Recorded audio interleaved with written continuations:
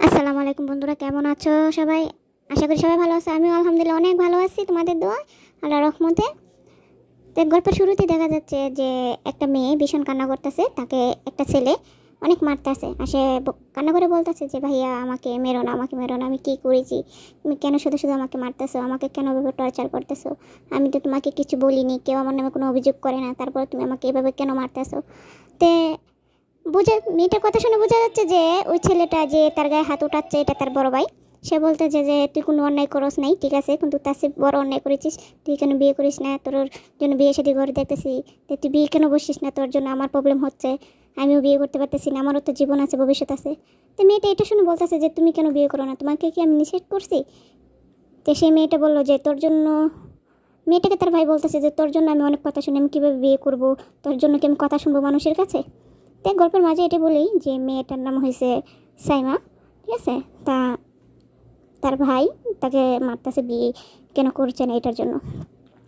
তাহলে মেয়েটা বলতেছে আমি তোমাদের কাছ থেকে চলে যাব, ঠিক আছে, তাহলে তো তুমি ভালো থাকবে, বিয়ে করে নিও, আমার সমস্যা নেই।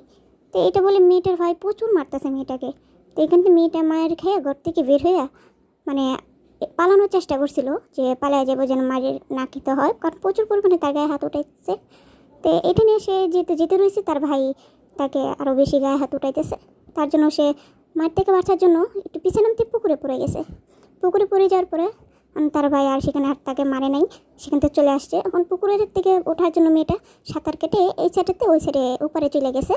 তো উপরে উঠে অনেকক্ষণ পরে, ঘন্টাখানিক পরে মেয়েটা তার রুমে আসছে। এসে তার মা অনেক অসুস্থ, বয়স্ক হয়েছে, অনেক অসুস্থ, তার জন্য বলতেছে তার মাকে, সে কান্না করে আমি থাকবো না তোমাদের মাঝে, আমি চলে যাব, আমার জন্য তোমরা অনেক কষ্ট করো, তাই আমি তোমাদের ছেড়ে অনেক দূরে চলে যাব। তে আমাদের গল্পটা এখানে। ভালো লাগলে অবশ্যই কমেন্ট করে বলবেন দ্বিতীয় পার্ট চাচ্ছেন কি না, কারণ শুরুতে কষ্ট কিন্তু অনেক মজা, অনেক ফান আছে, অনেক এনজয় আছে, অনেক রোমান্টিক আছে। তো কমেন্টে জানাবেন আমার এই গল্পটা আপনারা শুনতে চান কি না। এখানে বাস্তবতা কিছু নেই, সব হচ্ছে ইমেজিং, কল্পনার। তো সবাই ভালো থাকবেন, আল্লাহ হাফেজ।